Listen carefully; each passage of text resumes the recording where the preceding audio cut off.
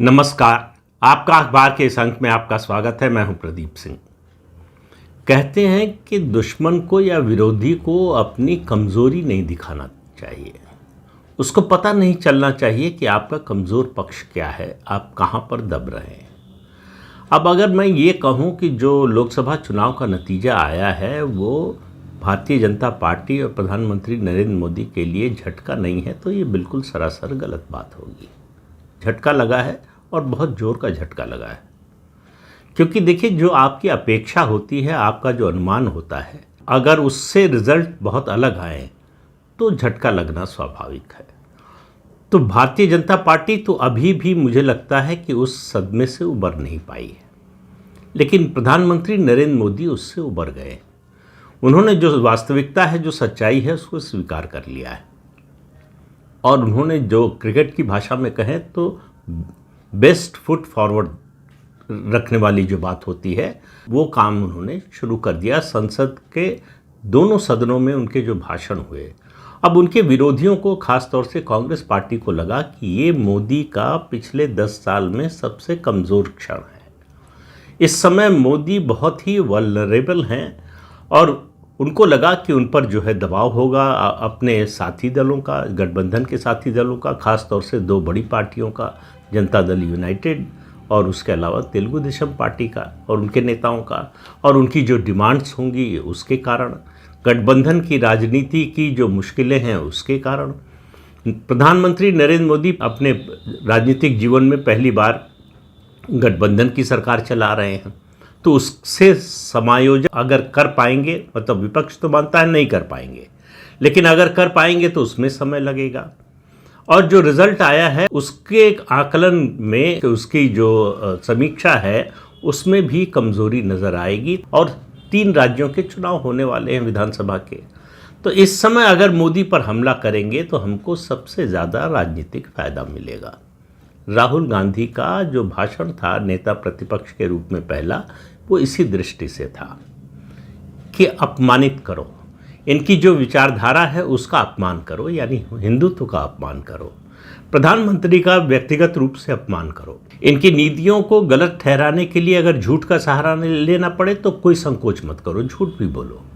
और राहुल गांधी ने खूब झूठ बोला। पूरे देश ने देखा, दुनिया ने देखा कि उन्होंने किस तरह से क्या बातें कही और सच्चाई क्या निकल कर आ रही है। खासतौर से सबसे ज़्यादा अगर राहुल गांधी को, मेरा मानना है कि उनके भाषण के बाद झटका लगा होगा, तो वो अग्निवीर पर जो बोले, संसद में झूठ बोले ही। अजय सिंह जो शहीद अग्निवीर है, उनके परिवार के लोगों ने उनकी बात को गलत साबित कर दिया। उन्होंने कहा शहीद अग्निवीर के परिवार को 1 पैसा भी नहीं मिला है।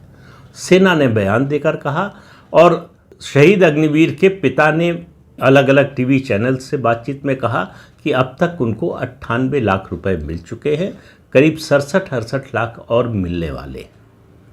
तो राहुल गांधी की ये दोनों बातें झूठ साबित हुई, लेकिन राहुल गांधी को झूठ बोलने में कोई संकोच नहीं है, कोई मतलब उनके लिए कोई नई बात नहीं है।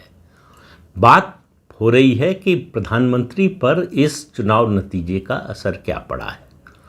असर जो भी पड़ा हो, उससे उबरने में उनको कोई समय नहीं लगा। उनकी पार्टी को लग रहा है, उनकी पार्टी के कार्यकर्ताओं को लग रहा है, उनकी पार्टी के समर्थकों को लग रहा है। और भाजपा के लिए मेरा मानना है, चिंता की बात ये नहीं है कि 240 सीटें ही आई।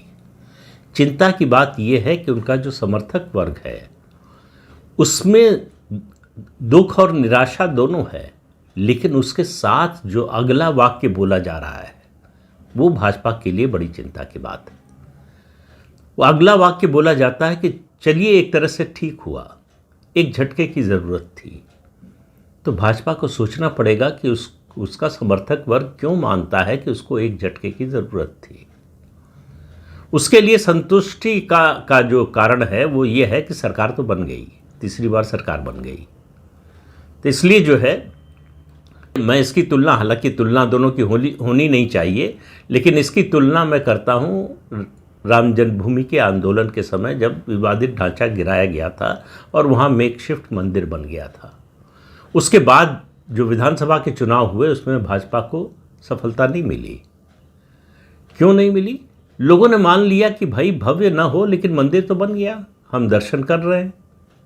जो विवादित ढांचा था वो गिर गया, वो है नहीं। इसी तरह से इस बार लग रहा है लोगों को कि ठीक है, झटका लगा है, लेकिन सरकार तो बन गई और नरेंद्र मोदी तीसरी बार प्रधानमंत्री बन गए। जवाहरलाल नेहरू के बाद वो दूसरे नेता हैं देश के जो लगातार तीसरी बार जो है प्रधानमंत्री बने हैं। इसलिए भाजपा को ये सोचना पड़ेगा कि उसके समर्थक वर्ग के मन में क्या था, लेकिन आज उसकी बात नहीं कर रहे हैं। आज बात कर रहे हैं कांग्रेस पार्टी जिस तरह से हमलावर है मोदी पर। तो उसको जो उम्मीद थी कि उसका असर होगा मोदी पर और मोदी जो है कमज़ोर दिखेंगे, मोदी कॉम्प्रोमाइजिंग मूड में दिखेंगे, तो मोदी ने डिप्टी स्पीकर के चुनाव की बात जब चली उसी समय से बता दिया था कि मुझ में कोई परिवर्तन नहीं आया है। मैं 303 लोकसभा सीटें लेकर जिस तरह से सरकार चला रहा था, 240 सीटें लेकर भी उसी तरह से चला रहा हूं और चलाऊंगा। कांग्रेस के लिए ये अप्रत्याशित बात थी। कांग्रेस के लोगों को झटका लगा है, सदमा उनको लगा है। चुनाव नतीजे से सदमा भाजपा को लगा और 2 भाषणों से लोकसभा और राज्यसभा में प्रधानमंत्री नरेंद्र मोदी ने जो भाषण दिए उससे सदमा कांग्रेस पार्टी को लगा है। अब आप देखिए कि दोनों सदनों में उन्होंने जो बात बोली, लोकसभा की बात पर मैंने वीडियो बनाया था, उसमें विस्तार से आपको जो बोला था, कहा था। आप आज ध्यान दीजिए राज्यसभा में कही गई कुछ बातों पर। एक तो लोकसभा से ही शुरू करें तो उन्होंने राहुल गांधी को जिस तरह से बालक बुद्धि बार बार कहकर बिना नाम लिए उनको फिर से उसी पप्पू वाली छवि में लौटा दिया।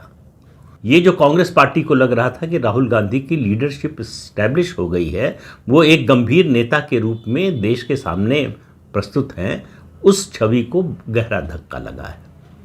लेकिन जो उन्होंने राज्यसभा में बात कही, और राज्यसभा में सोनिया गांधी भी थी, तो बहुत संविधान कर रही है कांग्रेस पार्टी और उसके साथी दल। उन्होंने कहा ये जो एनएसी बनी थी यूपीए के समय, संविधान के किस प्रावधान के तहत बनी थी? नेशनल एडवाइजरी कमेटी, जिसकी चेयरपर्सन सोनिया गांधी थी, जिसको सुपर कैबिनेट कहा जाता था, जो कैबिनेट के फैसलों को ओवर रूल करती थी। एनएसी में प्रस्ताव पास होता था, वो बाद में कैबिनेट का नोट बनकर कैबिनेट से वो प्रस्ताव पास किया जाता था। उन्होंने पूछा संविधान की याद तब क्यों नहीं आई? और इमरजेंसी का तो लगातार जिक्र कर रहे हैं वो। इमरजेंसी में किस तरह से अनुच्छेद 42 में जो संशोधन किया गया उसको एक तरह से मिनी संविधान, मिनी कॉन्स्टिट्यूशन कहा गया था। किस तरह से सबके जो है मौलिक अधिकार छीन लिए गए थे, तब कॉन्स्टिट्यूशन की याद कहाँ थी? तो उसके अलावा उन्होंने एनएसी पर हमला, मतलब सीधे सोनिया गांधी पर हमला, इस तरह का डायरेक्ट अटैक जो है सोनिया गांधी पर, वो शायद पहली बार कर रहे हैं। गुजरात के मुख्यमंत्री के रूप में किया था उन्होंने, उसके बाद पिछले 10 सालों में सोनिया गांधी पर इस तरह का डायरेक्ट अटैक मुझे याद नहीं आ रहा, हो सकता किया हो, और सोनिया गांधी की मौजूदगी में। तो उन्होंने एनएससी पर सवाल उठाया कि ये कॉन्स्टिट्यूशन के किस प्रोविजन के तहत बनी थी। और जब राहुल गांधी ने कैबिनेट का ड्राफ्ट जो है, ऑर्डिनेंस का जो ड्राफ्ट था, उसको सार्वजनिक रूप से फाड़ा, तो वो क्या संविधान की मर्यादा की रक्षा कर रहे थे या जनतंत्र की रक्षा कर रहे थे? उन्होंने कैबिनेट का अपमान किया, उन्होंने संविधान का अपमान किया। उस समय कांग्रेस पार्टी को संविधान की याद क्यों नहीं आई? लेकिन मैं केवल इतनी बात पर रुकने वाला नहीं हूँ। मैं जो बात कह रहा हूँ आगे की समझिए, मोदी की योजना क्या है। उन्होंने कहा कि विपक्ष हम पर आरोप लगाता है कि हम जांच एजेंसियों का दुरुपयोग करते हैं। तो उन्होंने उदाहरण देकर बताया कि यूपीए के समय किस तरह से मुलायम सिंह यादव, प्रकाश करात, तमाम विपक्षी नेताओं ने आरोप लगाया था कि कांग्रेस पार्टी जांच एजेंसियों का दुरुपयोग करके दबाव डालती है और समर्थन लेती है। और उसके अलावा उन्होंने 2013 का सुप्रीम कोर्ट का जो जजमेंट था उसकी याद दिलाई, जिसमें सुप्रीम कोर्ट ने अपने जजमेंट में कहा था कि सीबीआई पिंजरे में बंद तोते की तरह है जो अपने मालिक की आवाज़ बोलता है। ये बात उन्होंने कहा कि ये मेरी सरकार के लिए नहीं, ये यूपीए की जो सरकार थी मनमोहन सिंह की, जिसको चला रही थी सोनिया गांधी, उसके लिए कही गई थी। तो एजेंसियों का दुरुपयोग हम नहीं कर रहे हैं। अब आगे जो उन्होंने कहा वो मुझे लगता है कांग्रेस पार्टी के लिए ज़्यादा चिंता की बात बनेगा। उन्होंने कहा कि मैंने जांच एजेंसियों को खुली छूट दे दी है कि ईमानदारी से और ईमानदारी के लिए अगर काम करोगे तो केंद्र सरकार उसमें कोई हस्तक्षेप नहीं करेगी। और अगली जो चेतावनी थी बड़ी स्पष्ट रूप से कांग्रेस पार्टी और उसके साथी दलों के कई नेताओं के लिए कि कोई नहीं बचेगा, ये मोदी की गारंटी है।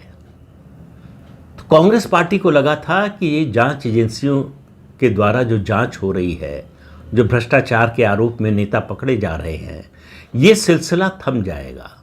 240 सीटें लेकर भारतीय जनता पार्टी और खासतौर से नरेंद्र मोदी अब इस तरह का काम नहीं करेंगे, जांच एजेंसियों को रोक देंगे, जांच रुक जाएगी, भ्रष्टाचार के खिलाफ उनका अभियान रुक जाएगा। प्रधानमंत्री ने राज्यसभा में बहुत स्पष्ट कर दिया कि ये अभियान रुकने वाला नहीं है। क्यों नहीं रुकने वाला है? उन्होंने कहा ये अभियान मेरा मिशन भी है और कन्विक्शन भी है, इसलिए इसमें कोई रुकावट नहीं आने वाली, ये और तेज होने वाला है। कांग्रेस पार्टी से सुना नहीं गया। वो हल्ला कुछ समय मचाने के बाद कांग्रेस पार्टी वॉकआउट कर गई। लोकसभा की तरह जो है पूरे समय तक वो हल्ला नहीं कर पाए। तो ये जो रणनीति थी कि प्रधानमंत्री को बोलने मत दो, प्रधानमंत्री पर हमला करो, व्यक्तिगत हमला करो, उनकी विचारधारा पर हमला करो, जिस हिंदुत्व की वो बात करते हैं उस पर हमला करो और हिंदुत्व को नीचा दिखाने की कोशिश करो, भाजपा की विचारधारा को नीचा दिखाने की कोशिश करो और प्रधानमंत्री पद पर बैठे, एक संवैधानिक पद पर बैठे व्यक्ति को अपमानित करने की कोशिश करो। ये सब काम जो है 4-5 दिन के संसद के सत्र में कांग्रेस पार्टी ने किया। नतीजा क्या हुआ? प्रधानमंत्री के सिर्फ 2 भाषणों ने कांग्रेस पार्टी को अंदर से हिला दिया है। कांग्रेस पार्टी को समझ में नहीं आ रहा है कि अब इस मोदी से कैसे निपटें। सीटों की संख्या घटा दी, सहयोगी दलों पर निर्भर बना दिया, हमला कर रहे हैं व्यक्तिगत रूप से, नीतियों की आलोचना करने के लिए झूठ का भी सहारा ले रहे हैं, फिर भी बात नहीं बन रही है, बल्कि हो इसका उल्टा रहा है। घिरती हुई कांग्रेस पार्टी नजर आ रही है, खासतौर से राहुल गांधी। उन्होंने लोकसभा में जो किया है, जो बोला है और जिस तरह का अमर्यादित व्यवहार किया है, उसकी कीमत तो उनको चुकानी पड़ेगी। इसका संकेत प्रधानमंत्री और पूरी पार्टी दे चुकी है। तो आने वाला समय, राहुल गांधी जो अपने भाषण में कह रहे थे कि मेरे खिलाफ 20-22 केस कर दिए, वो आने वाला समय में उनके खिलाफ ऐसे मामलों की संख्या बढ़ने वाली है। और संसद में उन्होंने जो किया है, मुझे लगता है कि बांसुरी स्वराज का जो नोटिस है उसके आधार पर और लोकसभा अध्यक्ष के पास अपने जो अधिकार हैं उनके तहत राहुल गांधी के खिलाफ कार्रवाई ज़रूर होगी। राहुल गांधी ने ये संदेश दिया है अपने भाषण और अपने सदस्यों को जिस तरह से उकसाया वेल में जाने के लिए, उससे कि अगले 5 साल हम संसद चलने नहीं देंगे। ट्रेजरी बेंच के नेताओं को, खासतौर से प्रधानमंत्री को बोलने नहीं देंगे। और सत्ता पक्ष ने संदेश दिया है कि ये जो रवैया आपने अपनाया है इसको चलने नहीं देंगे। इस तरह से संसद नहीं चलेगी। ये लोकसभा अध्यक्ष ने कहा कि ये रवैया बिल्कुल गलत है और ये नहीं चलने वाला 5 साल तक। तो अब जो है कांग्रेस को अपनी रणनीति पर नए सिरे से विचार करना पड़ेगा। और मैंने पिछले एक वीडियो में कहा था कि जो महाभारत में जो है भीष्म पर्व में कहा गया है राजा के विक्रम बल की, तो प्रधानमंत्री नरेंद्र मोदी का विक्रम बल जो है वो अपने प्रचंड रूप में है, उस पर जरा भी असर नहीं पड़ा। वो इतनी तेजी से और इतनी जल्दी जो है इस जनादेश के झटके से बाहर निकले हैं, उसकी उम्मीद उनके विरोधियों को तो बिल्कुल नहीं थी, उनके समर्थकों को भी कम थी। सबको लग रहा था कि समय लगेगा और सब मान रहे थे, विरोधियों की बात छोड़ दीजिए, जो उनके समर्थक हैं वो भी मान रहे थे कि इसमें समय लगेगा और धीरे धीरे होगा और बदले हुए मोदी नजर आएंगे। लेकिन संसद के इस छोटे से सत्र के दौरान जो कुछ देखने को मिला, उससे लगा कि मोदी का अब एक नया उग्र रूप देखने को मिल सकता है। और उसके पर्याप्त संकेत जो है उनके दोनों सदनों में हुए भाषणों से मिलता है। और ख़ास तौर से भ्रष्टाचार के खिलाफ जो उनका अभियान है उसमें बहुत तेज़ी आने वाली है। उसका क्या नतीजा होगा, किन लोगों पर गाज गिरेगी और कौन से लोग जेल जाएंगे, इन सब का पता आने वाले समय में चलेगा। तो इस अंक में इतना ही। अगले अंक में फिर मिलेंगे किसी नए मुद्दे के साथ। तब तक के लिए अनुमति दीजिए। आपसे अनुरोध है कि ये चैनल देखिए, शेयर कीजिए, लाइक कीजिए और सब्सक्राइब ज़रूर कीजिए। नमस्कार।